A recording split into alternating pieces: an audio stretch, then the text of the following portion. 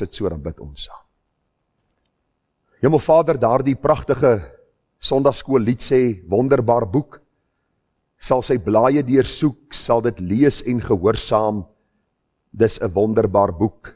En hoe kosbaar, Here, is dit net nie om te sing en te praat en te lees en te dink oor u wonderlike woord nie. Here, ons bely, ons verstaan nie alles wat in u woord opgeteken is nie, maar hoe meer ons lees en hoe meer ons afhanklikheid aan u verklaar en hoe minder ons word, sodat u meer kan word, des te meer skenk u aan ons u gees om te verstaan wat u vir ons wil sê, sodat ons nougeset kan handel volgens alles wat in u woord opgeteken is. Ag Here, ons bely dat ons as mens geneig is tot die kwade. Dikwels, Here, is ons vlees sterker as dit wat ons weet in ons harte, wat deur die Gees lewend gemaak is. En dit bring dikwels soveel hartseer in ons lewe, en soveel skaamte, en soveel skeiding. En Here, dat ons in hierdie aand net wil vra, dat u ons harte sal deurboor, en Here, ons harte sal breek, en ons gees sal versterk deur die geloof, dat ons sal sien, dat geestelike groei lê juis in die minder word van die mens, sodat Christus meer kan word.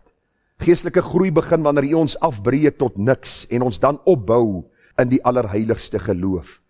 Here, geestelike groei begin wanneer ek sê my alles op die altaar, en ek wag dat die Here ook deur sy gees en deur sy woord my sal bly versterk, om daardie volwasse man en vrou in Christus te wees. Baie dankie Here dat u nooit ophou met ons lewe en met die verandering van ons geestelike lewe en die vernuwing en Here, daardie werk wat u in ons harte begin het nie.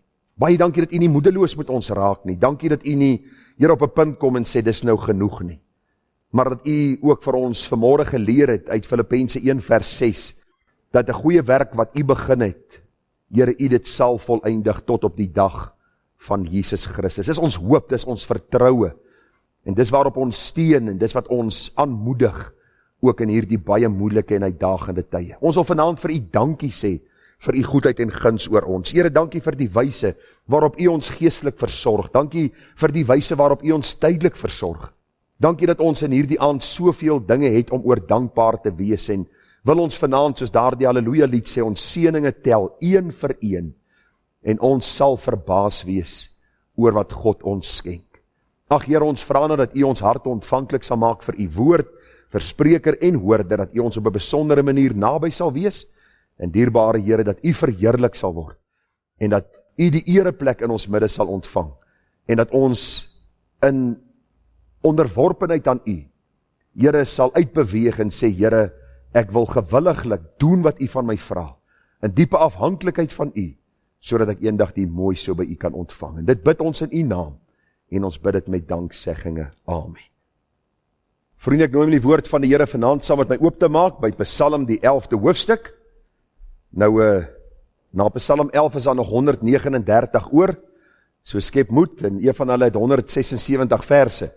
So ons gaan nie 'n datum gee wanneer ons gaan klaarmaak met die psalms nie, maar dit is ook nie ons doel om so vinnig as moontlik deur die psalms of deur die boek Openbaring te werk nie. Ek dink baie keer dat kinders van die Here het 'n algemene idee van God se woord, maar wanneer dit kom by die diepte van die waarheid van God se woord, is daar maar min kennis, en daarom is dit nodig om deur die woord te werk, sistematies deur die woord te werk, en is die gebed van my hart dat die Here ook deur sy gees vir ons sal wysheid gee, insig gee, om te verstaan, en dan ou waarhede met 'n nuwe oor en 'n nuwe oog, oor te hoor en 'n oog te sien, en te verstaan en te sê, Here, ek wil hierdie waarheid omhels, al het ek dit al voorheen gehoor, ek wil dit omhels, sodat ek u beter kan leer ken, en nougeset voor u kan wandel. Nou ons lees vanaand weer een van Dawid se psalms, vir u gesê, dat die meeste van die psalms is maar deur koning Dawid geskryf, 'n baie besondere man, vir u gesê, hy hoë hoogtes bereik in sy lewe, en laagtes bereik, en hierdie psalms is vir ons dan ook ietsie van sy hart, wat hy op papier sit deur leiding en onder leiding van die Heilige Gees. Nou as iemand vir jou vra wie die Bybel geskryf, kan jy met groot vrymoedigheid sê, in hierdie geval het Dawid Psalm 11 geskryf, maar het ook die Here wat Psalm 11 geskryf het. En hoe dit werk, weet ons nie. Baie keer vra mense, wie het jou gered? Die Here het jou gered. Aan die ander kant, maar ek het 'n oorgawe aan die Here gemaak. Hoe werk dit? Ons weet nie. Al wat ons weet, God werk in ons, En die Bybel sê, werk julle eie heil uit met vrees en bewing.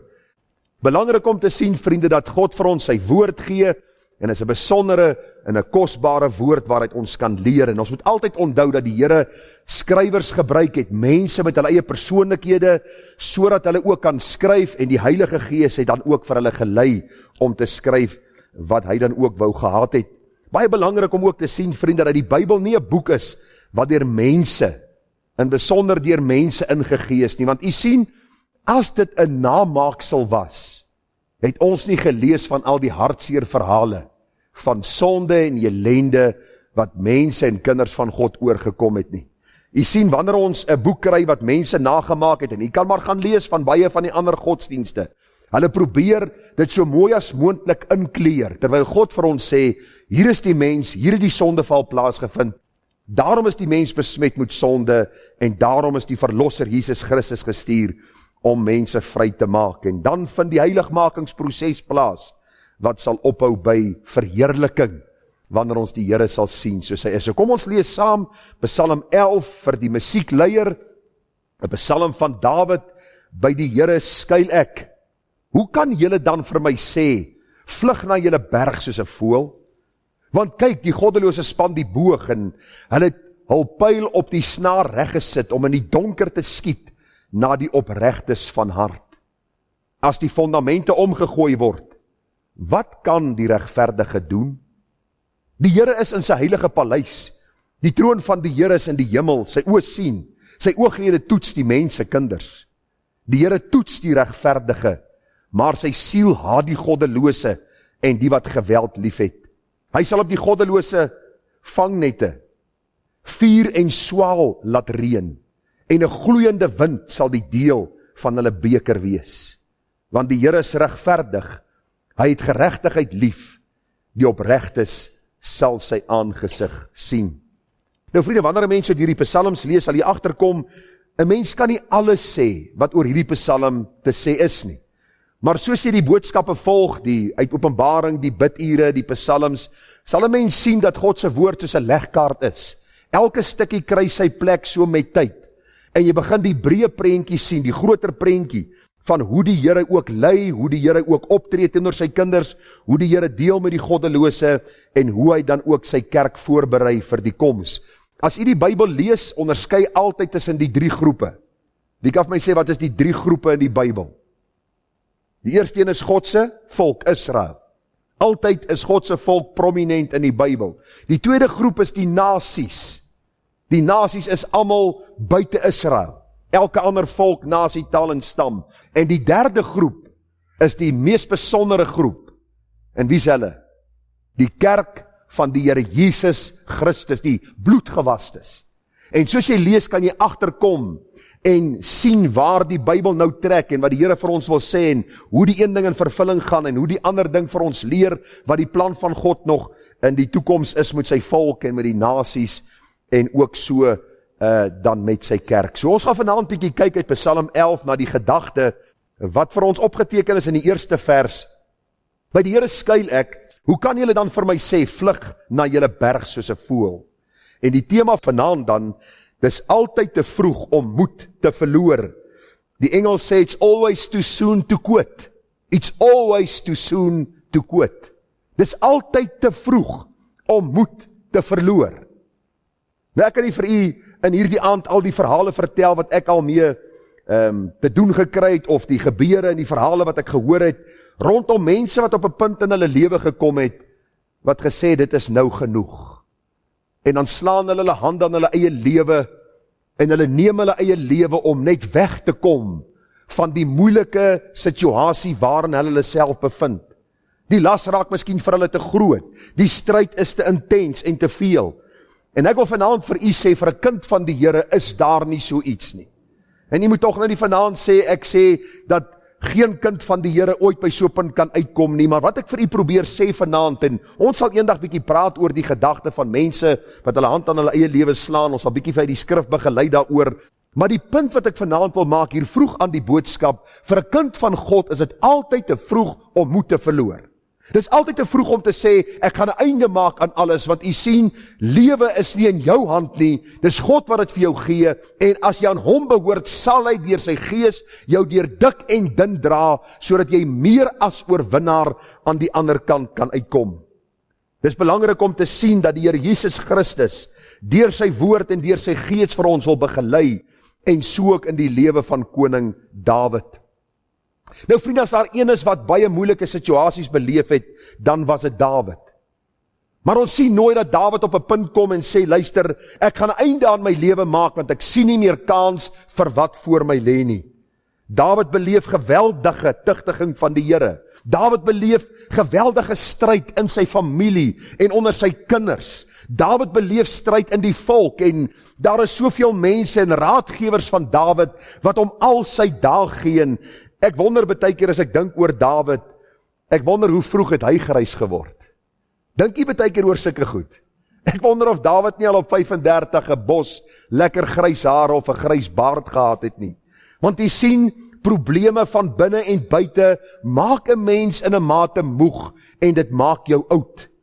Maar die Here wil vir ons kom leer dat te midde van stryd is daar 'n God in die hemel wat weet wat aangaan, en ons mag nooit van hom wegvlug nie, maar altyd na hom.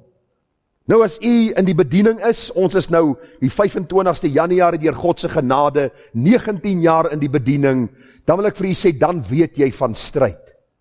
Jy ervaar en beleef stryd dikwels, gereeld, en op tye wat jy dit nie verwag nie. En u kan presies dieselfde vir my sê, by u werksplek, en selfs hulle wat op pensioen is. Ek praat baie keer met mense in ouer huise, en hulle sê vir jou, ek kan nie glo dat dit by die ouer huis aan die gang is nie. Dat ek soveel stryd en soveel aanvegtinge beleef nie. Daarom vanaand die boodskap, dis altyd te vroeg om moed te verloor. Nou ek wil vir u sê, ek vanmôre vir u gesê het uit die lewe of uit die getuienis van die gemeente in Smyrna, dat probleme, verdrukking, stryd en daardie dinge deel van ons lewe sal wees. Koning Dawid is 'n duidelike voorbeeld daarvan, en ook verskillende van die ander Bybelse figure. Hoor hoe mooi stel Psalm 90 dit vir ons. Ek lees vir u vanaf vers 8 tot 12, inleidend om vir u die prentjie te skets van hoe die stryd toeneem in ons lewe, en waarom ons nie moed verloor nie, maar moed moet skep, want as God vir ons is, wie kan teen ons wees? Vers 8 van Psalm 90 sê, u stel ons ongeregtighede voor u, ons verborge sondes in die lig van u aangesig. Want al ons dae gaan verby deur u grimmigheid. Ons bring ons jare deur soos 'n gedagte.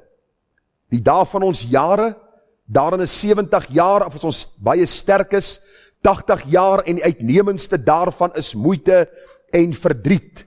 Want gou gaan dit verby en ons vlieg daarheen. Wie ken die sterkte van u toorn en u grimmigheid, ooreenkomstig die vrees wat aan u verskuldig is? Leer ons om ons dae so te tel, dat ons 'n wyse hart mag bekom. Ek het hierdie woorde vir u uitgelig, die uitnemendste van ons 70, of as ons sterk is 80 jaar, is moeite en verdriet. Volg saam met my. Jakob staan voor Farao in Genesis 47 vers 8.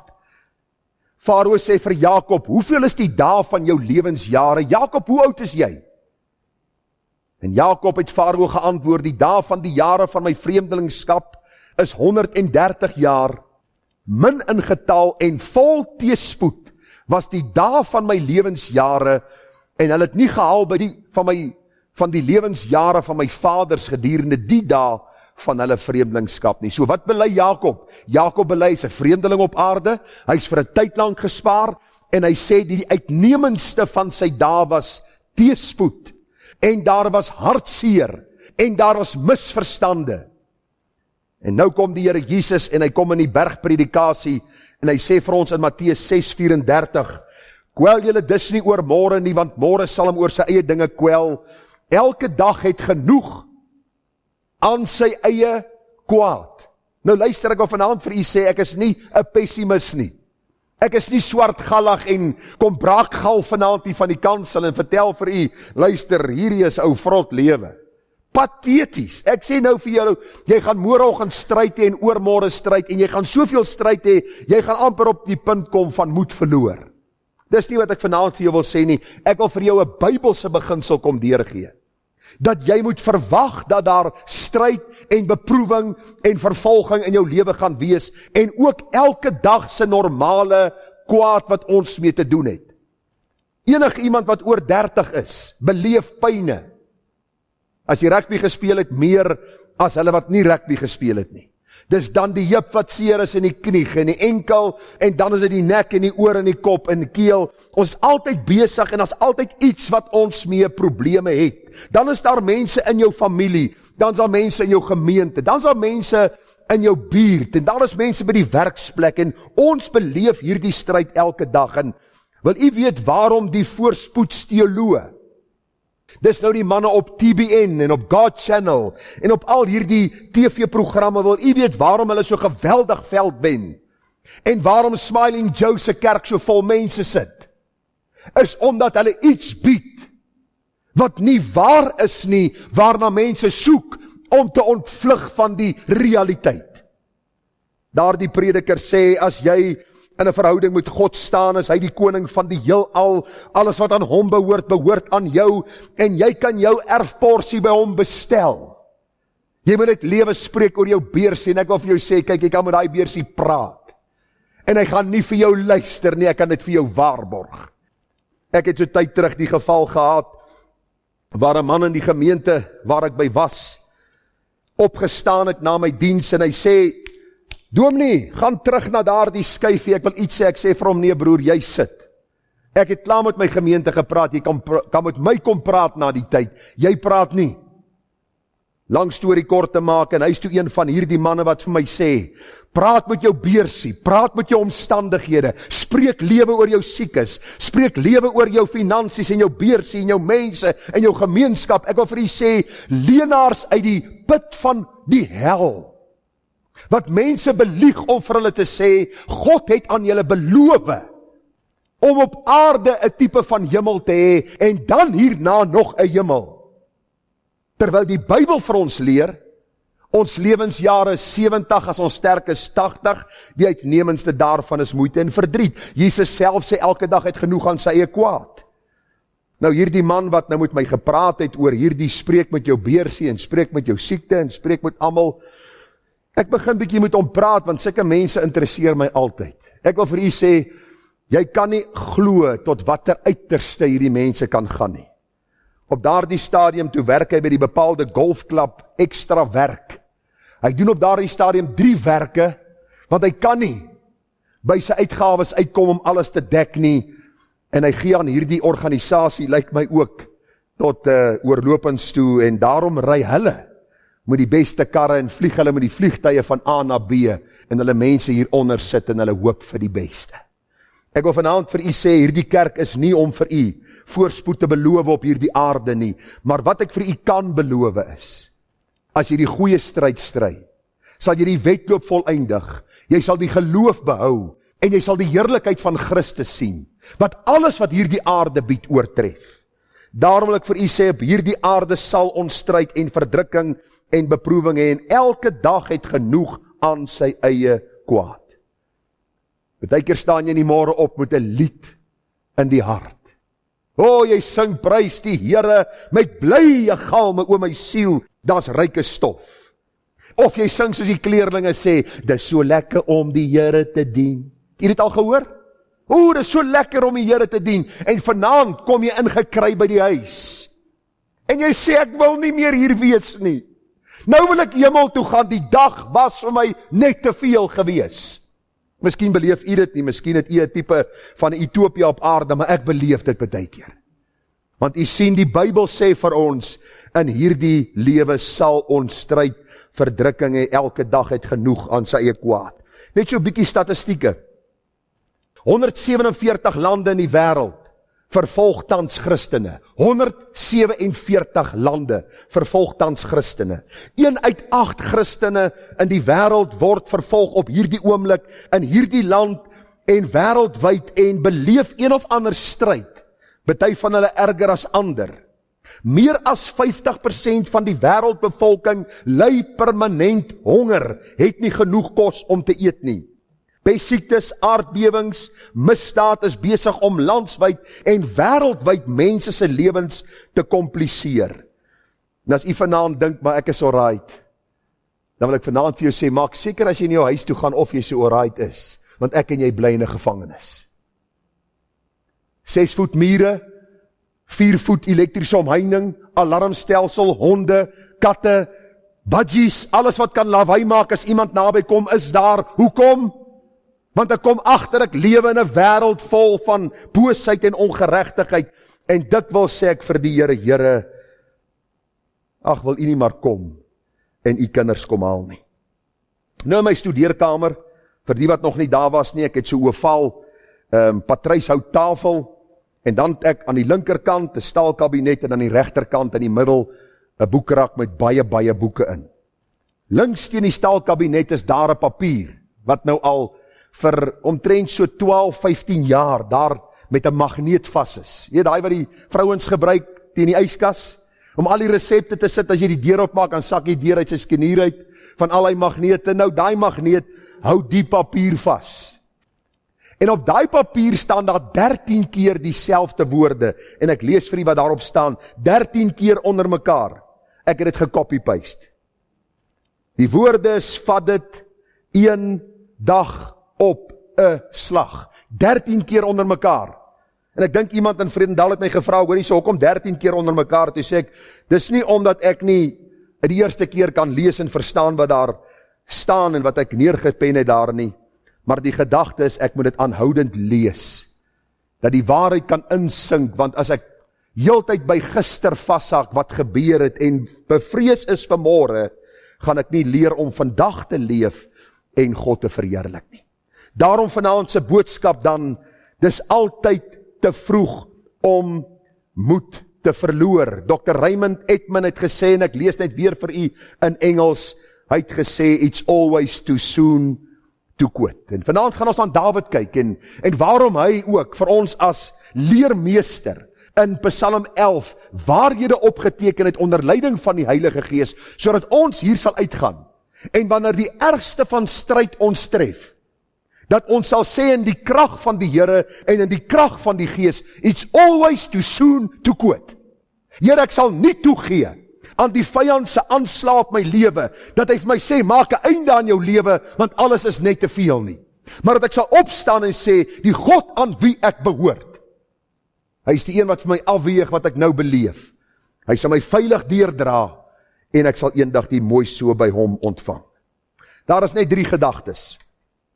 Die 3 gedagtes, eerste ene, pas op vir slegte raad, in tye wanneer jy moed verloor.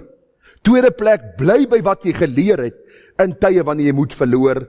En derde gedagte, onthou God toets ons, om ons voor te berei vir sy heerlikheid, ook in tye wanneer ons moed wil verloor. Die eerste gedagte dan, pas op vir slegte raad, wanneer jy op 'n punt kom waar jy moed wil verloor. Hoor wat staan in die woord van die Here, Psalm 11 vers 1. Vir die musiekleier 'n psalm van Dawid. By die Here skuil ek. Hoe kan julle dan vir my sê, vlug na julle berg soos 'n voël? U sien selfs Dawid se vertrouelinge, sy raadgewers, die binnekring soos ons van praat, het vir Dawid gesê, luister man, kan jy nie sien jou lewe is in gevaar en kan jy nie sien jy beleef stryd nie? Dis die beste, vat jou goed en trek. Kom weg uit hierdie situasie. Gaan soek jou skuilplek, miskien daar in die berge, of gaan soek jou skuilplek by 'n ander nasie, maar hier gaan jy te nagekom word. Jy gaan heel moontlik jou lewe verloor. Waar is God en hoe sal hy vir jou help in hierdie moeilike situasie? Nou ons weet nie presies wat in Psalm 11 aan die gang is nie. Ons weet Dawid praat van goddelose mense wat hom vervolg. Hy praat van hoe God die goddelose mense self sal vergeld. Maar die gedagte is baie duidelik in Psalm 11 dat hy slegte raad of verkeerde raad ontvang het. Kan u vir my sê wie het nog verkeerde raad ontvang? Onthou u Job se vriende? As jy hulle vriende kan noem. Job se vriende sê vir hom, ou Job, jy sit met hierdie sweere, en jy is die oorsaak dat jou kinders dood is, en jy's die oorsaak dat jy alles verloor het in jou lewe, jy Job is 'n pateet. Jy's 'n sondaar en God se oordeel is oor jou. En ons weet dat hierdie slegte raad, en hierdie slegte woorde wat hulle vir Job gegee het, en hierdie, ek wil amper sê, bose raad, was iets wat God later besoek het, en vir Job gesê het, bid vir hierdie vriende van jou, sodat ek hulle gesond kan maak. Ons dink aan, daarin die boek Konings, nadat koning Salomo van sy troon afgesit is, die Bybel sê eintlik hy het gesterwe en sy 2 seuns, Jerobeam en Rehabeam het oorgevat, en die Bybel sê dat Rehabeam het die raadgewers ingeroep, eers die ou manne en hulle gee vir hom goeie raad, en daarna roep hy die jong manne en hulle gee vir hom slegte raad, en dit het die skeuring in die koninkryk gebring, sodat jy die 10 en die 2 stamme kry, die noordelike en die suidelike ryk, en die koninkryk van Israel skeur omdat slegte raad gevolg is. U sien, wanneer raad aan jou kant toe kom, is dit altyd noodsaaklik om dit te toets aan die hand van God se woord, veral wanneer 'n mens moedeloos is. Baie mense sê vir my, as ek moedeloos is, sukkel ek om die Bybel te lees. Ek het nie 'n probleem as jy vir my sê, sukkel om dit te lees nie, lees dit. Dis nie elke keer noodsaaklik om, 6 duim bo die grond te sweef na jou studeerkamer, en daar op hierdie stoel te gaan sit, en dit voel of jy op die wolke sit, en jy ervaar en beleef die Here in jou studeerkamer nie. Vergeet daarvan. Ons is nie met mistisisme besig nie. Ons is besig met godsdiens. Ons is besig met 'n verhouding wat ons met die Here het. En in daarvan moedeloosheid sukkel jy baie keer om die woord te lees, maar lees dit en vra dat die Heilige Gees ook raad wat aan jou kant toe kom, vir jou wysheid sal gee om dit te evalueer, dat jy nie foute maak nie. Ek wil vir u sê, in die jare wat ek in die bediening is, het daar baie mense vir ons Suid-Afrikaners gesê, vlug uit hierdie land, want jy gaan dit nie hier maak nie. En ek kan van gevalle nou dink, aan gevalle dink, en ek het vir Gerard nou die dag gesê, van mense wat se kinders uit mekaar uitval, omdat in hierdie vormingsjare die ouers die kinders gelos het, en hulle het gaan werk op plekke, waar geen godsdiens was nie, en die hele gesin ly vandag onder verkeerde raad wat hulle gekry het, omdat hulle God nie vertrou het nie. Ek vra onlangs vir 'n gesin, wat ons baie goed ken, hulle het kinders, hulle het soveel, ek wil amper sê in ons gemeente wat ons by was, soveel inslag gehad, en hulle het soveel impak gehad, en op 'n stadium sê die vrou vir my, wat 'n baie goeie werk gehad het, 'n baie goeie betrekking, by 'n vooraanstaande plek, sê vir my, ek kan nie meer uithou in Suid-Afrika nie. En ek wil vir u sê, as jy gaan kyk die hartseer gevolge van hulle lewe, dan besef 'n mens maar net, moenie slegte raad volg nie.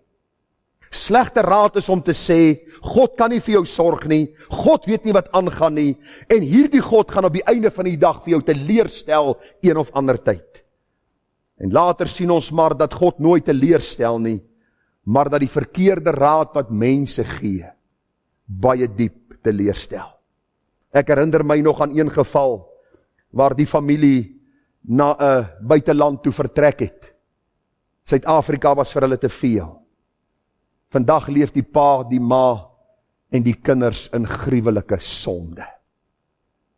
Geen kerk, geen plek van aanbidding, geen plek wat hulle verantwoordelik kan hou nie, maar hulle het geld om te toer. Hulle het geld om te spandeer. Die nice to have staan oralste, en hulle brag op Facebook en oralste met die nice to haves wat hulle het. Die nice to haves gaan jou nie in die hemel bring nie. God se oordeel sal wees oor hulle wat verkeerde raad gevolg het, en die Here tweede plek gestel het, en hulle eie kop gevolg het, om hulle eie sinnige gesindheid te vestig, en dan ook na te volg. Ek het 'n paar illustrasies vir u saamgebring, hoe om hierdie saak te verduidelik, pas op vir slegte raad. Een van die dinge het ek so pas vir u genoem. Daar kom stryd met skoonfamilie, en wie van u het nog nie stryd met skoonfamilie gehad nie? As jy nog nie gehad het, is jy nie getroud nie. Maar as jy getroud is, het jy een of ander tyd met skoonfamilie stryd gehad. Gewoonlik gebeur dit dat wanneer jy die evangelie met hulle deel, daar konflik ontstaan. Stem jy saam? Dikwels is daar konflik, en dan kry jy die raad. Miskien het jy dit nie gekry nie, maar ons kry dit. Terwille van vrede, bly stil, kuier, drink koffie, eet 'n pizza saam, groet en almal is gelukkig en tevrede. Moet net niks sê oor Jesus Christus nie. Is dit goeie raad wat vir jou gegee word? Dis duiwelse raad. In plaas van dat hulle vir jou sê, bid vir wysheid om in liefde te sê, so sê die Here, Here. 'n ander geval wat ek vir u wil noem is, mense word gekonfronteer met 'n situasie by die werk, en die raad wat hulle kry is, man, hierdie wit lintjie wat jy vertel, God sal dit verskoon. Hy weet as jy nou in hierdie posisie moet sê, wat jy weet gaan dit jou werk kos, so die Here sal hierdie wit lintjie verskoon, jy moet tog jou werk bou, want jy moet vir jou gesin kan sorg. Is dit goeie raad? Ek wil vir u sê, as daar die leen uitgevind word, sal jy dubbel en dwars terugkry wat jy miskien nagelaat het om te gee of te sê. In plaas van die raad, God is in beheer, hy is die koning van die koninkryke van die aarde, en hy sal sy wil laat geskied, en deure oopmaak, of deure vir my toemaak. Onthou jy op 'n stadium, vertel Jesus van sy lyding, van sy sterwe en opstanding. Wat is Petrus se raad aan Jesus gewees? Gaan lees dit in Matteus 16:22. Jesus sê, ek gaan sterwe, ek gaan onder die volk ly, en later gaan ek my lewe gee, en op die 3de dag opstaan, en Petrus bring hom een kant, en die Bybel sê, Petrus bestraf die Here Jesus, en hy sê vir hom, hy sê, mag God dit verhoed, dat u nie deur hierdie lyding gaan nie, u is te goeie mens om deur hierdie stryd te gaan, in plaas van om vir hom te sê, Here, u het ons geleer wie u is, en wie God is, en ons weet dat alles ten goeie sal meewerk. Ek wil vanaand vir u sê, dit is belangrik dat ons nie verkeerde raad sal volg, as ons situasie moeilik raak nie. En ons situasie in Suid-Afrika is op die oomblik moeilik. Daarom hoor ons baie mense, wat baie keer raad gee, maar dis nie skriftuurlike raad, om ons nader aan die Here te bring nie.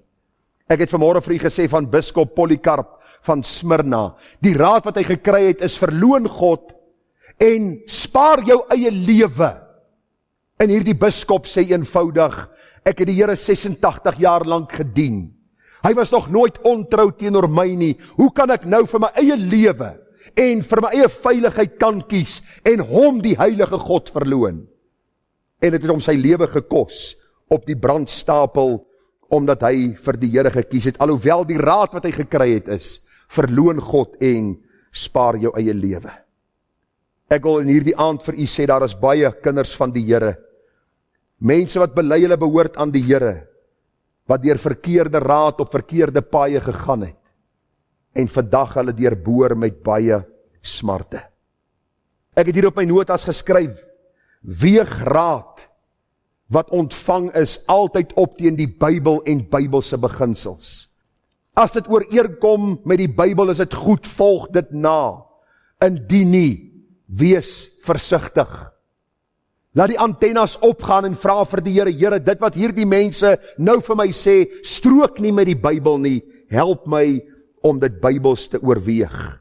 Want die Here sê in Psalm 9 vers 11, en hulle wat u naam ken, sal op u vertrou, omdat u die wat u soek nie verlaat nie, o Here. Ek wil vanaand vir jou vra, wat ook al jou situasie is, soek jou raad en vertroue in die Here. Wat ook al die geval mag wees.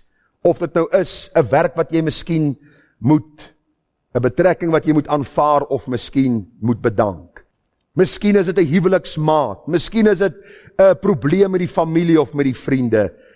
Ek wil u vra, as u raad ontvang, sorg dat dit Bybelse raad is. Onbybelse raad is wanneer mense jou weg van God wil trek, in plaas van nader aan hom. Die Bybel sê in Jesaja 26 vers 3, u sal 'n standvastige gesindheid in volle vrede bewaar, want hulle vertrou op u. Vertrou op die Here vir ewig, want in die Here is 'n ewige rots. So die eerste gedagte, Wanneer jy moed wil verloor, wanneer jy op 'n punt kom wat jy sê, ek weet nie om aan te gaan nie. Wanneer jy sê, luister, die probleem met my familie of my werk of my vriende is vir my net te veel. Pas op vir verkeerde raad, wat jou verder gaan weglei van die Here, in plaas van nader aan die Here. Die tweede gedagte, bly by wat jy geleer het, en waarvan jy seker is, en wat jy weet. Nou vriende, hierdie vers is al so baie keer verkeerd aangehaal. Dan kom mense, dan sê hulle vir jou, luister, jy moet bly by wat jy geleer het, dan verwys hulle na die opvoeding wat jy gehad het, en die kerk wat jy in was, en dit wat jy geleer het in die kerk. En dis nie wat hierdie gedeelte van praat nie. Die man Timoteus, bly by wat jy geleer het, was gewees die goeie Bybelse fondasie, wat sy ouers vir hom gelê het, en die waarhede van God se woord. En dis presies wat Dawid ook vir ons wil kom leer. Dit gaan nie oor oorleweringe nie, maar dit gaan oor substansie, dit gaan oor waarheid, dit gaan oor God se woord. Ek lees gou weer vir u. Hy sê, hoe kan julle vir my sê, vlug na die berg soos 'n voël? Want kyk, die goddelose span die boog. Vers 3, as die fondamente omgegooi word, wat kan die regverdige doen? Die Here is in sy heilige paleis. Die troon van die Here is in die hemel, sy oë sien, sy ooglede toets die mensekinders. Die Here toets die regverdige, maar sy siel haat die goddelose en die wat geweld liefhet. Hy sal op die goddelose vangnette vuur en swavel laat reën, en 'n gloeiende wind sal deel van hulle beker wees, want die Here is regverdig, hy het geregtighede lief, die opregtes sal sy aangesig sien. Wat probeer ek vir u sê deur hierdie paar verse? Dawid het God geken, en hy het gebly by wat hy geleer het. U sien vers 3 sê vir ons, wanneer die fondamente omgegooi word. Stel gou self vir u die beeld voor. Wat sal gebeur as hierdie fondamente, hierdie fondasie van hierdie kerk, begin pad gee? Wat sal gebeur? Die gebou sal in mekaar val. Dawid sê, my situasie is van so aard, dit voel of die fondasie van my lewe geskit word. Dit voel of die krake in my geestelike huis duidelik sigbaar is. Wat moet ek doen? Bly by wat jy geleer het. Wat God se woord vir jou sê, en bly geanker in die waarheid van die woord van die Here. Waar het Dawid hierdie goed geleer? U sien, Dawid was 'n man wat God se woord gelees, geleer en geken het. Onthou u Deuteronomium 17 vers 18? As die koning op die troon van sy koninkryk sit, moet hy vir hom 'n afskrif van hierdie wet in 'n boek skrywe, uit die wat voor die Levitiese priesters lê. So Dawid het nie gebou op die sand van ervarings, op die sand van gevoelens en emosies nie. Dawid het gebou op die rots van God se woord. Die waarheid van God se woord was vir hom die anker wat hom gedra het in maklike en in moeilike tye. Dawid was nie deur elke wind van lering en deur elke situasie omvergewerp nie. Hy het intens beleef en intens ervaar die stryd wat om hom geheers het, maar hy het elke maal teruggegaan na dit wat hy geleer het en wat hy van verseker was. Kom ek gaan vir u so een of twee van die gedagtes gee wat Dawid opgesteen het. Eksodus 13:21, die wetboek wat Dawid gehad het, wat hy gelees het terwyl hy op sy troon gesit het, wat vir hom voorgelees was, God se woord sê in Eksodus 13:21. En die Here het voor hulle uitgetrek, bedags in 'n wolkkolom, om hulle op die pad te lei en snags in 'n vuurkolom, om hulle voor te lig, sodat hulle dag en nag kon trek. Die wolkkolom het nie bedags en die vuurkolom nie snags voor die volk gewyk nie. Wat wil ek vir u vanaand sê? Dawid is in baie moeilike omstandighede en hy weet dieselfde God wat die volk Israel met 'n wolk en 'n vuurkolom gelei het, is dieselfde God wat hom in sy moeilike omstandighede lei. Hulle sê vlug na die berge. Dawid, kom weg. Dawid, vlug uit jou situasie uit. Dawid sê, luister, los my uit. Ek bly net waar ek is. Al moet ek hier sterf, dan weet ek God is by my. Hy sal vir my veilig na die ander kant lei.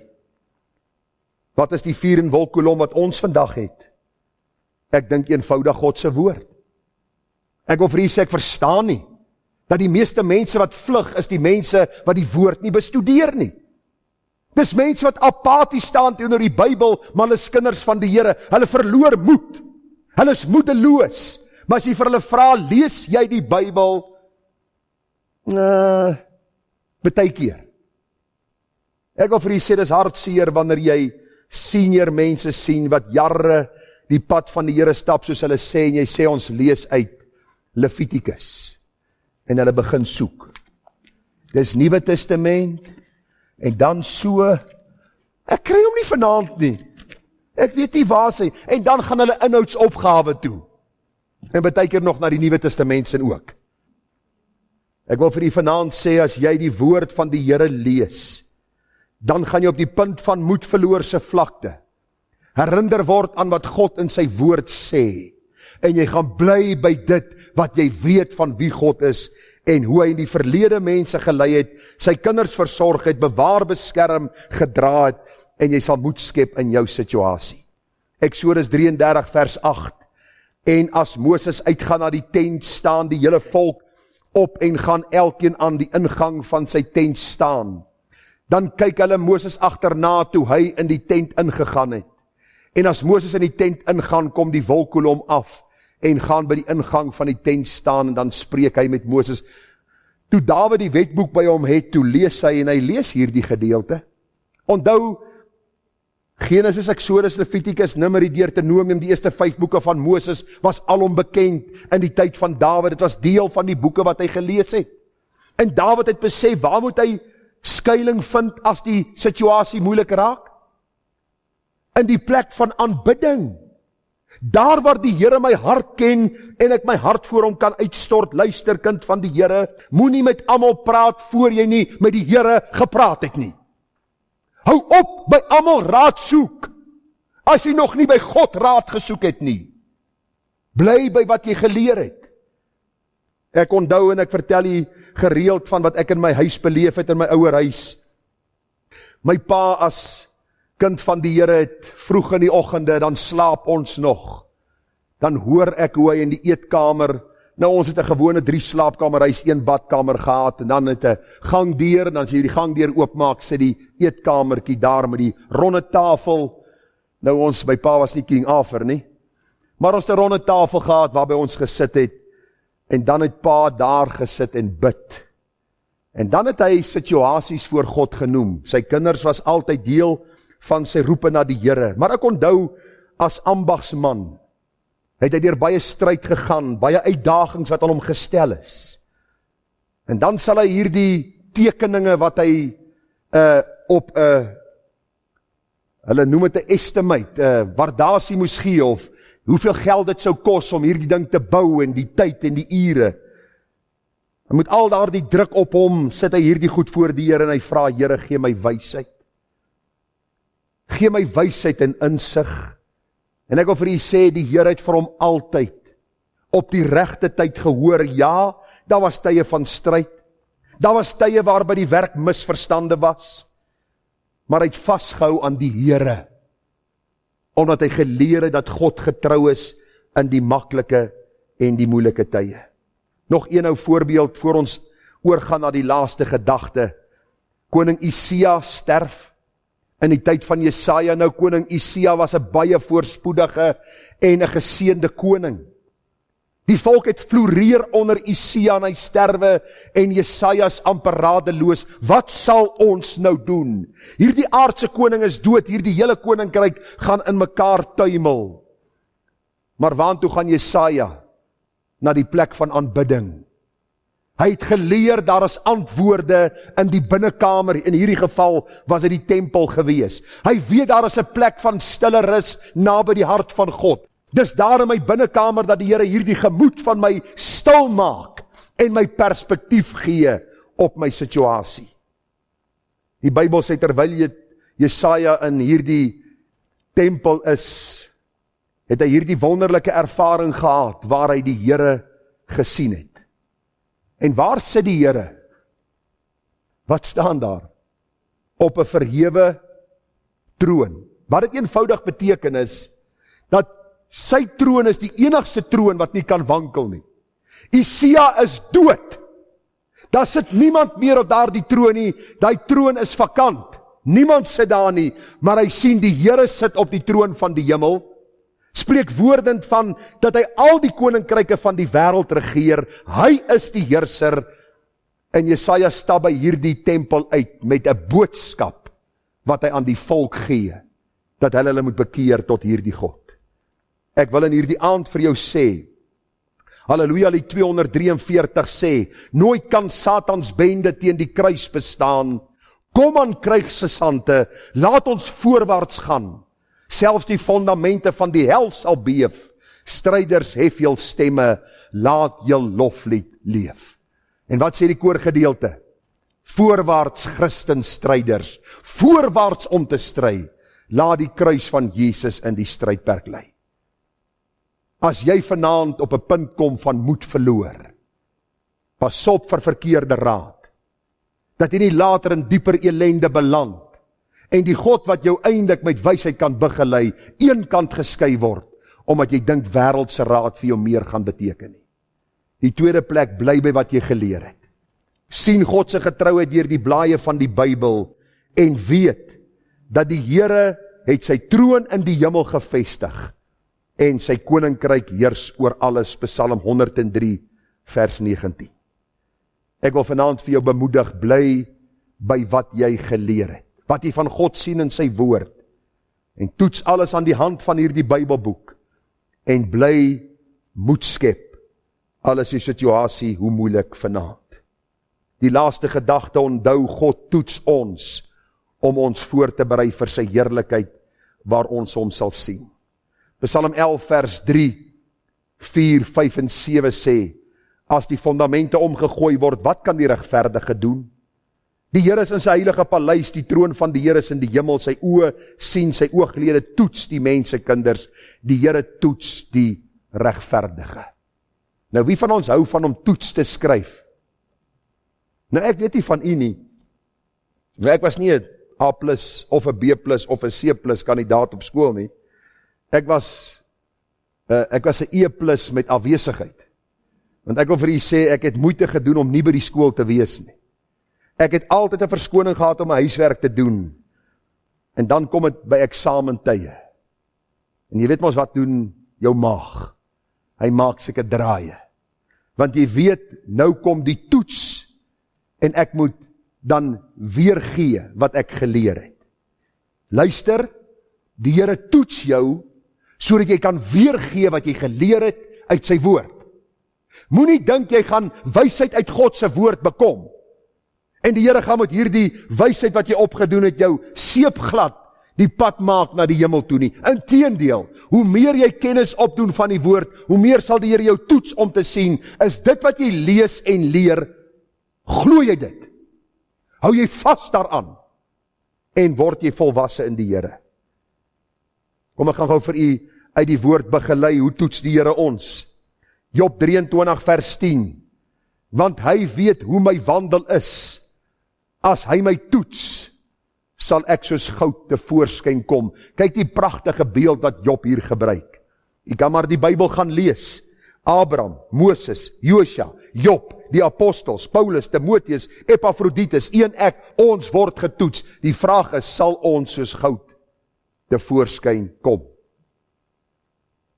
Die vraag is, sal ons vir die Here iets waardevols wees, wat hy kan gebruik, of sal ons houtskool wees, wat eintlik maar 'n swart merk trek, deur ons getuienis, en deur die naam van ons Here Jesus Christus.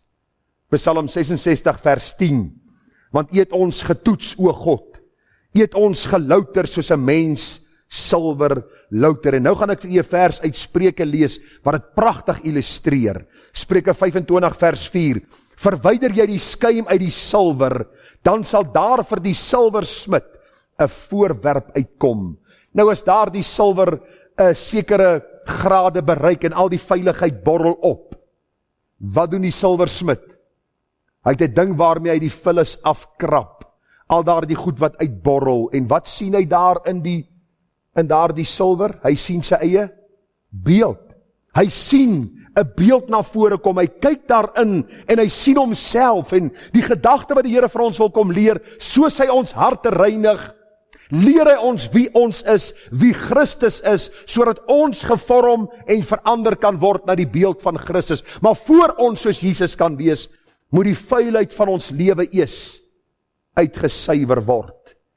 En ek wil vir julle sê, vriende, hoe langer jy die Here dien, hoe nederiger raak jy, want jy besef hoe groot jou sonde en elende is. Gaan lees al die groot godsmanne van die verlede, hulle kom nooit op 'n punt om te sê, ons het gearriveer. Ons is heilige mense nie. Ek het hierdie week 'n aanhaling van Paul Washer gelees waar hy gesê het, as jy sê jy tot bekering gekom, en jy het belydenis gedoen van jou sonde, is die kenmerkende teken daarvan dat jy nog nooit ophou bely het nie. Want jy besef al hoe meer hoe groot jou sonde en ellende voor God is. Ek wil vir jy sê, wanneer jy op moedverloorse vlaktes, hou op na jouself kyk.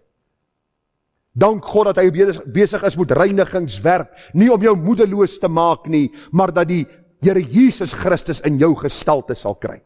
Dis die doel van die toetsing in jou en my lewe. Die Here sê in Sagaria 13 vers 9, dan sal ek die derde deel in die vuur bring, en hulle smelt soos 'n mens silwer smelt, en hulle toets soos 'n mens goud toets. Hulle sal my naam aanroep en ek sal hulle verhoor. Ek sê dit is my volk, en hulle sal sê die Here my God. Ek hoop nie u lewe vir die hier en nou nie. Ek hoop nie is opstandig teenoor die Here as die stryd en die verdrukking kom nie. Ja, somtyds vang het ons ontkant. Somtyds het ons gesprekke daaroor. Somtyds stoei ons in ons hart en ons sê, maar ons verstaan nie waarom die een ding op die ander ding kom nie. Ons sê dit baie keer. Maar dit moet ons nooit op 'n punt bring dat ons wegbeweeg van hierdie vuuroond van God se toetsing nie. Maar dat ons al sê, Here, ons sien, u begelei ons stelselmatig. En toe Sadrag, Mesach en Abednego in die vuuroond beland, toe is wie by hulle? Die Here self. Dink u dat die Here jou as sy kind gekoop het? Dat hy met sy bloed vir jou betaal het en vir my betaal het? En dat hy die vyand gaan toelaat om met ons te maak net wat hy wil? Dan ken u nie die God van die Bybel nie. Die Bybel sê vir ons in Maleagi 3 vers 3, en hy, die Here, sal sit, 'n smelter en 'n reiniger van silwer, en hy sal die seuns van Levi reinig en hulle louter soos goud en soos silwer, sodat hulle aan die Here in geregtigheid 'n offer sal bring. Ag, ek sien in my geestesoog hoe hierdie silwersmid sit. En daar die vuur is warm, en die vullis kom op en hy skep af, en is warm en die vullis kom op en hy skep af, tot op die punt dat hy sê, dis genoeg. En ek wil vanaand vir jou sê, dis presies wat die Here met Dawid mee besig was.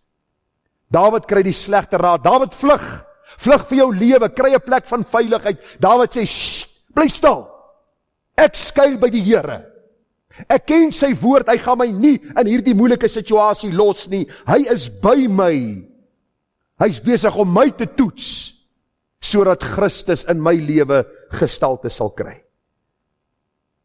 Het Dawid geweet van Christus, gaan lees sy psalms. Ons praat van die messiaanse psalms. Dawid het 'n duidelike vooruitsig gehad van die Messias wat sou kom en sy heerlike koninkryk, en Dawid het geweet dat hy deel is van hierdie koninkryk en dat hierdie God hom nooit sal begewe en nooit sal verlaat nie. Ek lees vir u Psalm 11 as slot. En dis nou nie Psalm 11 in die Bybel nie, hoor. Dis Psalm 11 in die psalmbundel. U weet mos nou, 150 psalms in die Bybel, 150 psalms in die psalmbundel. Baie interessant. Wonderlik om dit te sien. Psalm 11 in die psalmbundel sê vers 1. Daar's 5 verse, ek het vers 1, 3 en 5 gekies om aan u voor te hou om hierdie diens mee af te sluit. Psalm 11 in die psalmbundel sê, ek skuil by God in al my onweersdae. Hoe sê jy dan in klein geloof vir my? Vlug soos 'n duif met snelle vleuelsla na die gebergte van vrees en vyand vry. Is dit nie mooi gesê nie? Ek wil vir u sê, toe ek dit lees, toe wil ek sê, wow. Ek lees dit weer vir u. Ek skuil by God in al my onweersdae. En wat sê Psalm 90, hoeveel is daar? Die uitnemendste daarvan is moeite en verdriet. Elke dag het genoeg aan sy eie kwaad. Die psalmdigter sê, ek skuil by God in al my onweersdae. Hoe sê julle dan in klein geloof vir my? Vlug soos 'n duif met snelle vleuelsla na die gebergte van vrees en vyand vry. Wat Dawid eenvoudig sê, man, ek is nie bang vir die vyand nie. Ek sê net vir my vyand wie my God is. En dis genoeg om hom bang te maak. Luister, ek hoef nie te veg teen die vyand nie. Jy gaan verloor. Daarom sê die Bybel, onderwerp jou aan wie? Aan die Here, aan God. Weerstaan die duiwel, hy sal van jou wegvlug. Vers 3 sê, of vers 2, daar is 'n God wat hoog verhewe uit sy paleis. Sy bouwerk is so skoon, die oog het op wie laag op aarde lewe. Sy oordeel vel hy van sy hoë troon. Die 5de vers, die Here is reg, regverdig is sy handel. Hy min die reg en bly daaraan getrou. Oprechtes vind die uitkoms van hul wandel, hul sal die aangesig van God aanskou. Ek sluit my boodskap weer vir u te sê, dis altyd te vroeg om moed te verloor. Dis altyd te vroeg om moed op te gee. It's always too soon to quit. Miskien het jy vanaand 'n siekte in jou liggaam waarmee jy worstel en jy sê, Here, ek weet nie meer vir hoe lank ek dit kan uithou nie. Miskien is daar vanaand 'n sonde probleem in jou familie of vriendekring, of miskien iets in jou eie lewe waarmee jy worstel, wil ek vanaand vir jou sê, it's always too soon to quit. Want daar is 'n God in die hemel, aan wie alle mag in die hemel en op aarde behoort. En met hierdie boodskap stuur hy sy disippels uit. Dis altyd te vroeg om moed op te gee. Wil vir u sê, wanneer jy moed wil opgee, pas op vir slegte raad. Pas op vir mense wat jou weg van die Here wil neem en met raad weg van die Here wil trek. Bly by wat jy weet en geleer het volgens die waarheid van God se woord. Nie tradisie, nie oorleweringe, nie wat mense sê nie, maar wat die Bybel vir jou leer oor God en sy getrouheid. Die laaste gedagte wat ons gesien het, onthou God toets. Jy en ek is nie so heilig soos wat ons dink ons is nie. Hy toets ons. En wanneer hy ons toets, is dit soms seer. Maar onthou, die beeld van sy seun moet in jou en my na vore kom. En dit sal 'n toetsingsproses wees. Wat ook al jy deur gaan vanaand, daar is 'n smelter en 'n reiniger wat by die vuuroond sit. Hy is binne saam met jou. En hy sê, daar sal nie 'n haar van jou hoof afval, sonder dat hy weet daarvan nie. Glo jy dit? Glo ek dit? Daarom wil ek vanaand vir jou sê, skep moed. As God vir ons is, wie kan teen ons wees? Kom ons bid saam. Here, gee vir ons wysheid om ook deur die lewe van Dawid hierdie waarhede te verstaan en te sien en te weet, U is met ons besig. As ek na Dawid se lewe kyk, dan verstaan ek nie altyd, Here, waarom hy deur so baie stryd moes gaan nie. Ek dink baie keer by myself, hy was 'n skaapwagter, rustig agter die skape gesit, hulle opgepas, daar op sy hart gespeel, eintlik 'n redelike rustige lewe. En U gaan roep hom agter daardie skape uit. En U sê vir hom, ek wil jou aanstel as 'n vors in Israel, as my koning, as die een wat my naam moet verheerlik. En ons sien al die hartseer en droefheid en stryd waardeur Dawid gegaan het, selfs die sonde wat hom so duur te staan gekom het. Maar aan die einde van Dawid se lewe verheerlik hy die God van die Bybel. En dan as ons in die boek Kronieke lees, Dawid se laaste lied wat hy geskryf het, sy laaste gebed wat hy gebid het, dan sien ons is 'n gebed van oorgawe en toewyding en aanbidding. En sy oproep vir sy seun Salomo was gewees, my seun, dien die Here met jou hele hart. Moenie afwyk van sy verordeninge nie. Hou vas aan hom ongeag die stryd en hoe vel die stryd ook mag wees. Here, vergewe ons die tye waar ons moeg en moedeloos raak, waar ons op moedverloorse vlakte sit, waar ons hier in ons gedagtes dink, ag, is dit die moeite werd om aan te gaan. Herinner U kudde, herinner vir my gereeld daaraan. It's always too soon to quit. Moenie moed verloor nie as God vir jou is. Wie kan teen jou wees? Help ons, herinner ons aan hierdie groot waarheid, Here, en word U verheerlik. Amen.